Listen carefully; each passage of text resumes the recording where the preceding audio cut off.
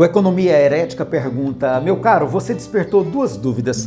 Como o ateísmo é recepcionado pelo espiritismo e pelo mundo espiritual? E como se dá o desencarne da pessoa ateia?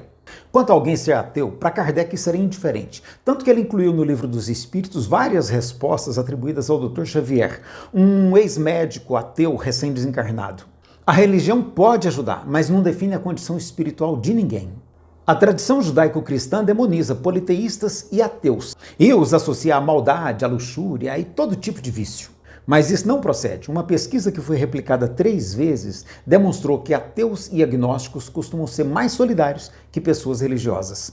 Aliás, quem patrocinou as cruzadas, a Santa Inquisição e ainda hoje persegue as pessoas LGBT?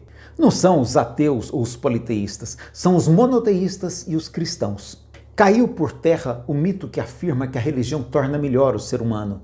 Depende. Fanatismo religioso, inclusive o fanatismo espírita, o torna pior, ou seja, alimenta o de pior que ele já traz em si.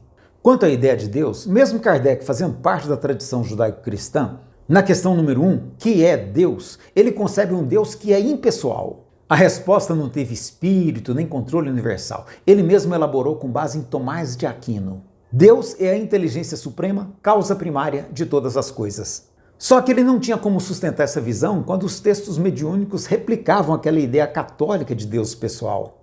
Trazendo para a realidade de hoje, será que a gente precisa continuar alimentando aquela visão colonialista do monoteísmo judaico-cristão? Não seria preconceito considerar inferior o politeísmo dos demais povos do planeta? Inferior em quê?